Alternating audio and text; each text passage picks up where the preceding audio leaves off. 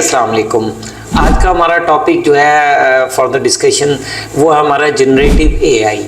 तो generative AI क्या है और इसके मुतालिक हम आज डिटेल में डिस्कशन करते हैं। तो जनरेटिव एआई बेसिकली हम ऐसे एआई मॉडल्स को कह रहे हैं जो हमें कोई ना कोई चीज़ जनरेट करके दें, जैसे इमेज जनरेट करके दें। टेक्स्ट टू इमेज मॉडल होता है जिसमें आप टेक्स्ट इनपुट देते हैं और वो आपको इमेज जनरेट करके देता है। जैसे midjourney.ai जो है वो basically text to image model है कि यानी आप उसे अपनी मर्जी का टेक्स्ट प्रॉम्प्ट करें और वो आपकी दी गई टेक्स्ट इनपुट से इमेज जनरेट करके दे देगा। तो ये जो जनरेटिव एआई है सिर्फ इमेज जनरेट नहीं है, ये video generate, song, poetry, code, chat जो अभी हम कल बात कर रहे थे कि लार्ज लैंग्वेज मॉडल जो आपको टेक्स्ट जनरेट करके दे रहे हैं, चैट जीपीटी वगैरह। तो इसी तरह text to video, text to 3D world model जो कि भी एनवीडिया ने 2-3 महीने पहले लॉन्च किया है, उनका सीमॉस के नाम से उनका रियल वर्ल्ड मॉडल है, जिसमें अगर आपने अपने रोबोट्स को ट्रेन करना है तो उनको ट्रेनिंग के लिए आपको एक 3D इन्वायरमेंट चाहिए ताकि आप उस 3D इन्वायरमेंट में उस मॉडल को ट्रेन कर पाएँ। तो रोबोटिक्स की फील्ड में काफ़ी ज़्यादा इश्यूज आ रहे थे कि जैसे आपने एक रोबोट को ट्रेन करना है जो कि एक हिली एरिया में स्नो के अंदर एक पहाड़ी के ऊपर चढ़ता है। तो अगर आपने इसको करना है तो उसको ट्रेन करने के लिए आपको पहले रियल वर्ल्ड में जाकर एक हिली एरिया में स्नो वाली जगह के ऊपर अपने रिपोर्ट को टेस्ट एंड ट्रायल करने पड़ेंगे। बट जो ये जो रियल वर्ल्ड मॉडल है, 3D मॉडल है, टेक्स्ट टू इमेज मॉडल है, एनवीडिया ने जो लेटेस्टली लॉन्च किया है, उसे जस्ट आप टेक्स्ट लिखें और वो उस टेक्स्ट के अकॉर्डिंग आपको एक 3D वर्ल्ड जनरेट कर देगा जो आपने टेक्स्ट में प्रॉम्प्ट की थी उसके अकॉर्डिंग। और फिर उस 3D वर्ल्ड के अंदर, सिमुलेटेड वर्ल्ड के अंदर आपके रोबोट्स जो है वो ट्रेंड होंगे। तो इस तरह ये जो जनरेटिव एआई है इसको मैं अब थोड़ा सा आपको इसके स्टार्ट पे लेके जाता हूँ। जनरेटिव एआई का जो स्टार्ट है ना वो तकरीबन 2015 के राउंड अबाउट 2015-16 में इसका जो है वो मेजर ब्रेक थ्रू हुआ था। और बेसिकली एक साइंटिस्ट हैं, एआई साइंटिस्ट हैं, एंड्रयू एनजी, वो साइंटिस्ट भी हैं, वो प्रोफेसर भी स्टैनफोर्ड में थे और लैंडिंग एआई के नाम से उनकी अपनी कंपनी भी है। तो ये सिर्फ साइंटिस्ट नहीं है बल्कि इन साइंटिस्ट को मैं अपने टीचर का रिस्पेक्ट देता हूँ, क्योंकि मैंने जब इन एआई को पढ़ना शुरू किया तो एंड्रयू एनजी के वजह से मुझे कई फंडामेंटल कॉन्सेप्ट जो हैं वो आर्टिफिशियल इंटेलिजेंस के क्लियर हुए।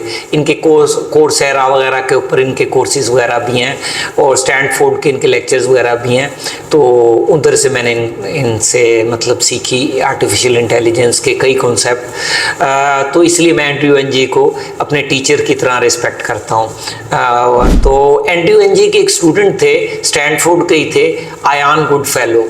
तो बेसिकली आयान गुडफेलो ने पहली बार एक जनरेटिव एडवर्सरल न्यूरल नेटवर्क का रिसर्च पेपर पब्लिश किया गैन के नाम से, जिन्हें आज जनरेटिव एआई के अंदर गैन एल्गोरिथम एक वाइटल रोल प्ले करते हैं। तो जनरेटिव एडवर्सरल न्यूरल नेटवर्क जो कि है गैन, पहली बार उसका आइडिया लाया गया। उसमें किया क्या था आयान गुडफेलो ने, उन्होंने ये किया कि उन्होंने कहा कि इसमें हम 2 मॉडल यूज करेंगे। एक मॉडल जो जनरेट करेगा इमेज आपके दिए गए प्रॉम्प्ट अकॉर्डिंग, और दूसरा जो होगा वो डिस्क्रिमिनेटर होगा जो ये चेक करेगा कि ये वाली जो इसने इमेज जनरेट की है वो फेक है या रियलिस्टिक है। तो ये इमेज जनरेट कर करके इसे देता जाएगा और एडवर्सरल जो मॉडल है वो उसको बताएगा कि ये फेक है, फेक है, फेक है। तो ये जब जनरेट करता करता करता इस लेवल पर आ जाएगा कि ये उसको रियल मानने लग जाएगा, तो यूं हमारा ये जनरेटिव मॉडल तैयार हो जाएगा। इस तरह ये जनरेटिव एडवर्सरल न्यूरल नेटवर्क का जो रिसर्च पेपर आया और इसने जो है हमारी एआई की कम्युनिटी को पहली बार गाइड किया कि आप किस तरह जनरेटिव एल्गोरिथम बना सकते हैं, और बड़ा रिजल्ट ओरिएंटेड फील्ड था। इस तरह फिर ज्ञान के अंदर भी प्रोग्रेस शुरू शुरू हो गई जनरेटिव एल्गोरिदम्स के अंदर। तो साथ साथ पैरेलल ऑटो इनकोडर्स जो हैं, ये भी एक हमारे डीप लर्निंग के एल्गोरिदम की टाइप है, ऑटो इनकोडर्स।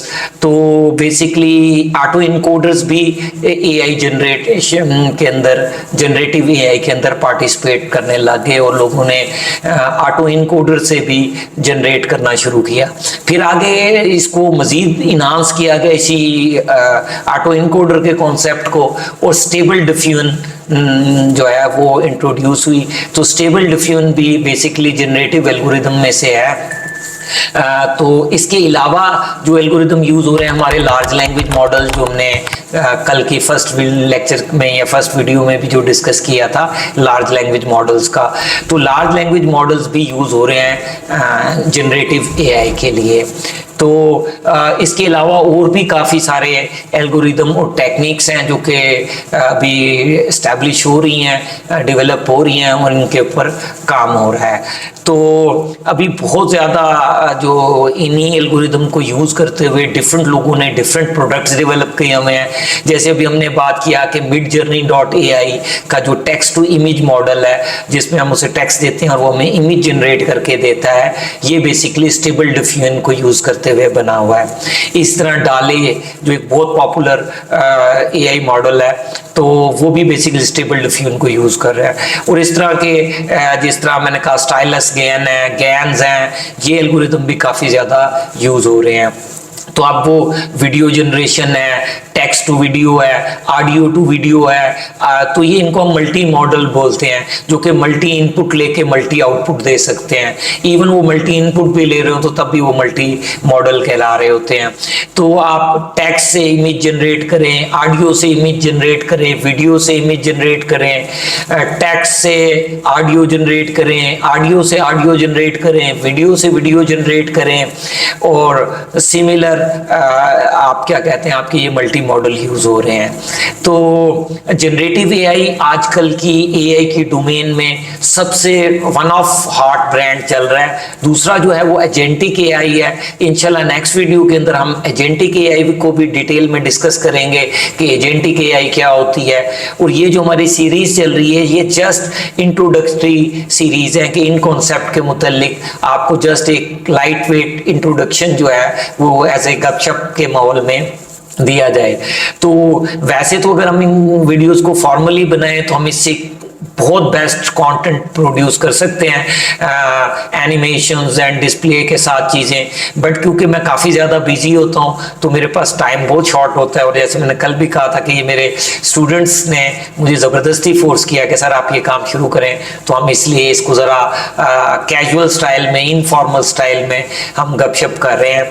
तो अभी जो है वो हम जनरेटिव एआई को डिस्कस कर रहे थे। तो ये मैंने थोड़ा सा आपको एक हाई लेवल, एक आइस ब्रेकिंग इंट्रोडक्शन दिया है कि जनरेटिव एआई क्या है।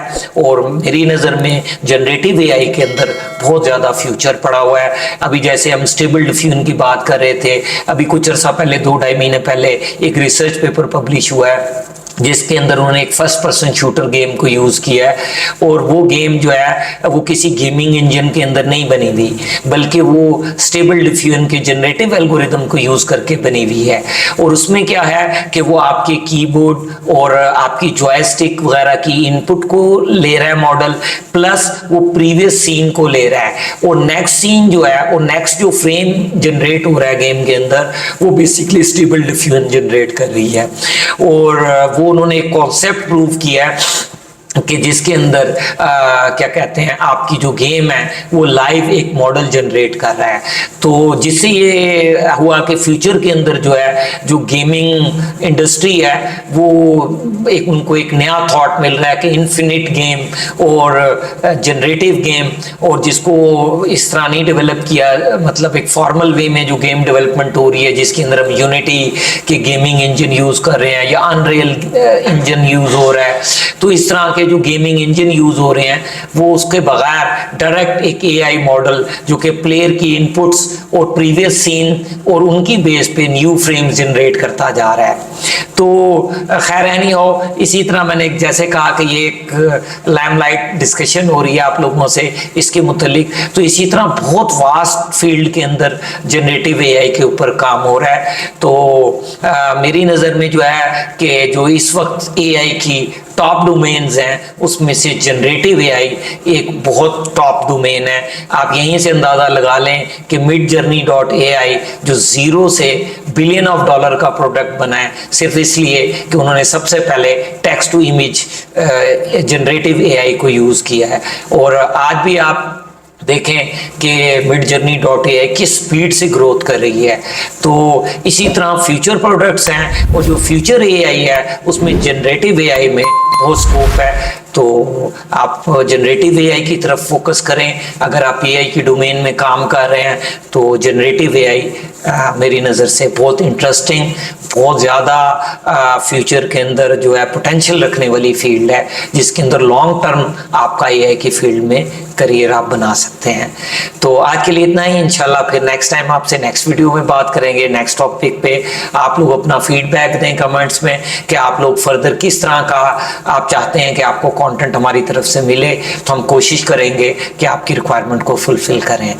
ठीक है जी, अल्लाह हाफिज़।